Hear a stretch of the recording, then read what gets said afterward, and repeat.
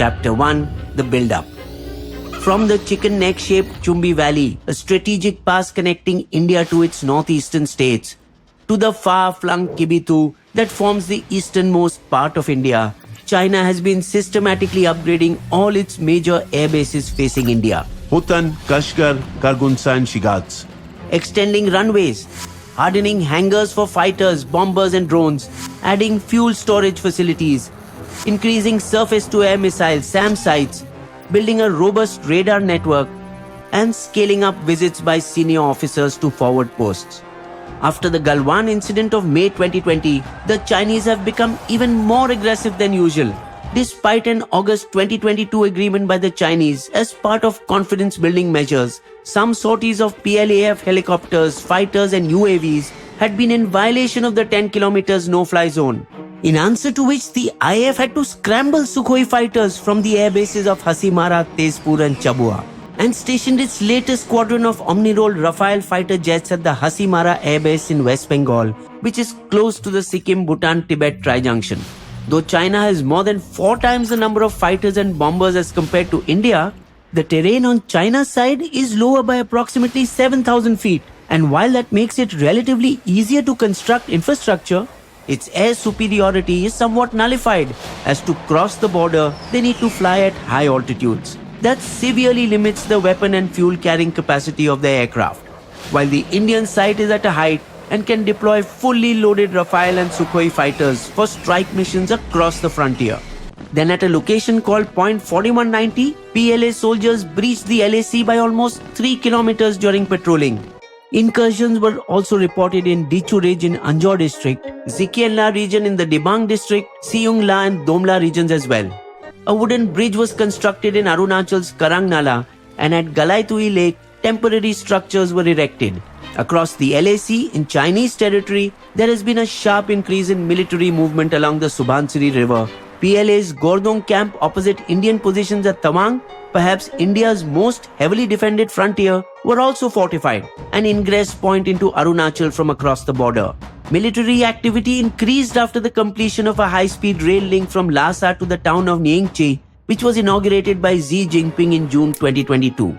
While the completion of a strategic tunnel at Lahuswe in July reduced travel time to the Mitok region located on the boundary along Arunachal's Dibang Valley by half.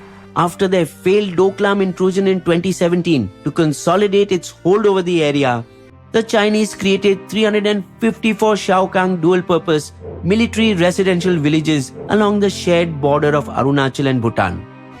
And to populate these new villages, the Chinese are offering as much as 47,000 yuan, $6,900 as an annual subsidy for people to relocate, creating further lines of defense by recruiting locals near Chumbi Valley as their eyes and ears in a potential conflict. 2 of these new villages, one in Migitan in Tibet's Shannan prefecture, is either in no man's land or India's side of the border, while the other one is in Arunachal's Shiyomi district, both created when nothing existed previously. The Indian army, however, denies they are in Indian territory. Beijing claims 90,000 square meters of area in Arunachal Pradesh as part of the territory of China and calls it Zangam or South Tibet. It recently even renamed 15 places in Arunachal Pradesh in Mandarin, including 4 mountains, 2 rivers and the Sila mountain pass. Just before the attack in Tawang district in December 2022, it upgraded several key access dirt roads and constructed a sealed road leading from Tangwu New Village to within 150 meters of the LAC ridgeline. It was the construction of this new road that enabled Chinese troops to surge upwards to Indian positions during the December 9 skirmish. Chapter 2: The Attack. There was an earlier mild altercation at the Yangtse point near Tawang in November of 2022, when a transgressing Chinese patrol was intercepted and sent back. The next day, the PLA made a big push at Bum 6 area with around 250 soldiers, double the number that is usually expected. And around the last week of November 2022, the frequency of face-offs in the sector spiked suddenly. PLA patrols were seen reinforcing their flanks, and there was a sudden increase in sightings of PLA soldiers. The Indian army was watching.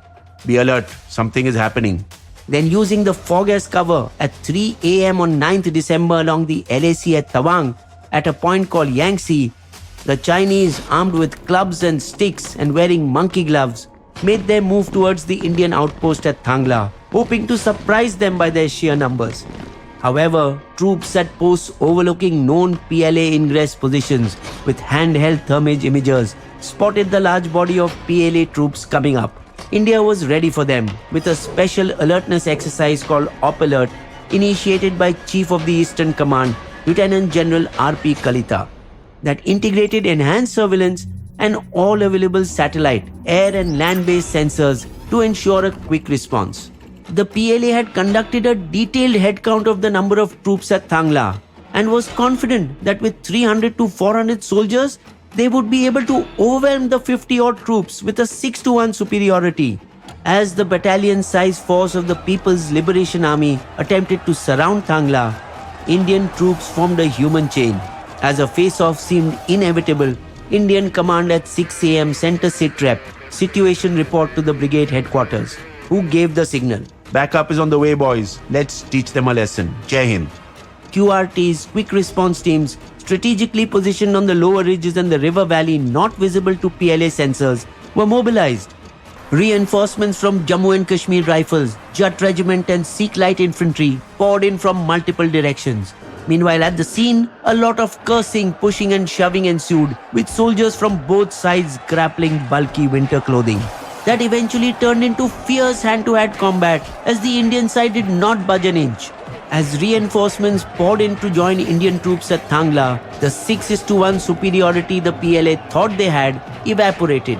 Their own weapons began to be used against them, as PLA soldiers began getting overpowered one after another.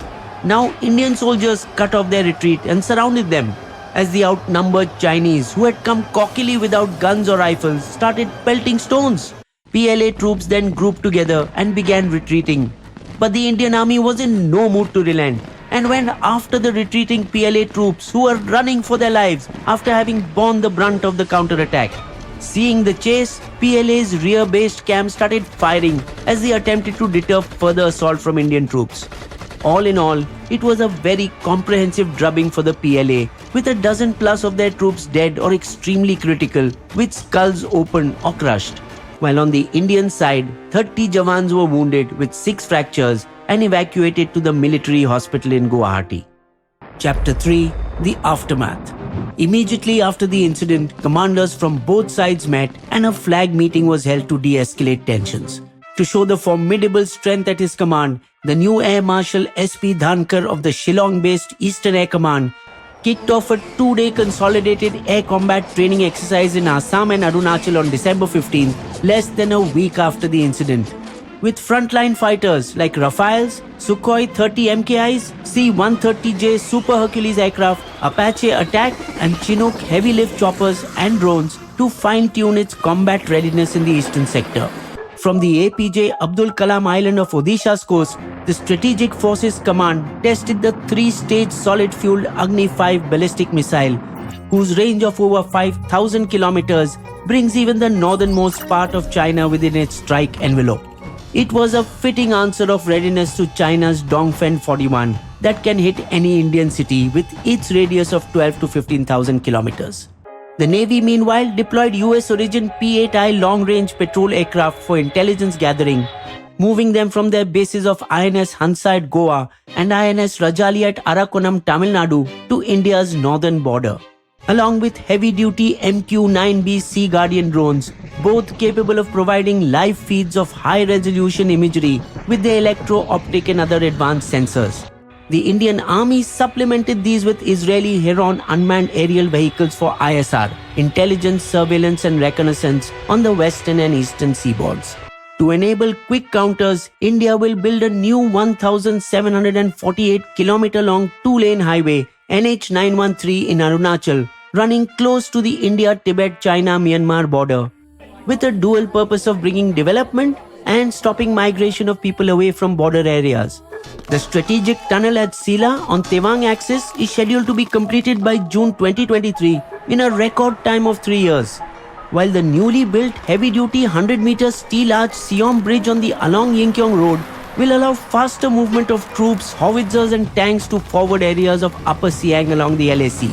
India has closed the infrastructure gap significantly since the Ladakh standoff began 2.5 years ago. Perceptions on the border differ because when Henry McMahon, Foreign Secretary of British India and historian, drew the LAC between India and China, he used a thick-nibbed pen on a paper map, which when measured on the ground is as wide as 7 kilometers, leaving ample scope for misunderstanding. Therefore, to minimize possibilities of miscommunication, a first batch of 16 police officers from Arunachal were trained in Mandarin. And to deter China from transgressing, India has matched its soldier-to-soldier deployment of 50,000 troops in forward positions for the third straight winter in this low-grade war.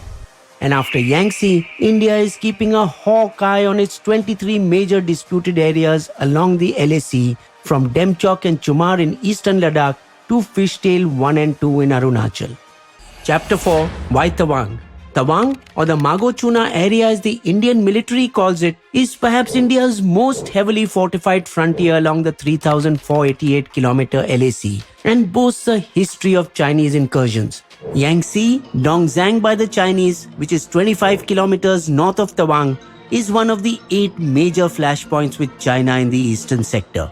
The others are Namkachu, Sumdorongchu, Asafila, Longchu, Dichu, Lamang and Fishtail 1 and 2 in Dibang Valley. After the setback in the 1962 war, where the Chinese reached all the way to the foothills of Assam but then unilaterally vacated it, India got into a defensive mindset and thought it best to organize its defenses at Sila Pass, as the area around Tawang was considered too inhospitable. The idea then was not to defend patches of the territory, but to defend India as a whole and stop China at Sila. But in the mid-1980s, the Jawans of the SSB, Special Services Bureau, began excursion to Sundaram Chu, Chu means rivulet, and set up a small observation point. At that time, neither the Chinese nor the Indians were coming there, and the Indians for the first 2 summers occupied those areas, going back down in the harsh winter months. But when they came in the summer of 1986, Indian soldiers found that the Chinese had beaten them to it and were even building a helipad at Wangdung. It was here that dashing army chief Krishnaswamy Sundarji kicked off Operation Falcon from 18 to 20th December 1986, where he airlifted an entire brigade behind Chinese positions to Zemithang and occupied Hatungla Ridge even ahead of Sundaram Chu, cutting off the Chinese outpost. Then Ziangpong threatened and brought in 8 battalions to the area. India needs to be taught a lesson. It was then that General Sundarji carried out Operation Checkerboard, where India matched China's build-up along the border, even crossing the river and setting up a post on the other side. In response to it, the Chinese set up posts within meters of each other in a game of extreme brinkmanship. During the peak of the tension in 1987, Rajiv Gandhi poked a finger in the eye of the Chinese by granting statehood to Arunachal Pradesh. Then, from a position of strength, Rajiv Gandhi visited China in 1988 and negotiated a settlement that lasted almost 30 years, which the Chinese broke under Xi Jinping's more domineering and aggressive stance in the Depsang Plains in 2013 and Doklam in 2017. Before this incident, in October 2021, the PLA tried to gain access to the 17,000-foot peak in Yangtse, but was thwarted by alert Indian soldiers. The effort is to take the commanding heights, since only one side can be at the top of the ridge, offering a clear view of both sides of the LAC. Chapter 5. India's Response. China believes it can change the territorial status quo in its neighborhood on its own terms through the use of military force. This approach succeeded in the South China Sea and to some extent in Doklam and Galwan, and exploited similar situations in Asafila and Bisa in 1987 along the Subansari River Valley.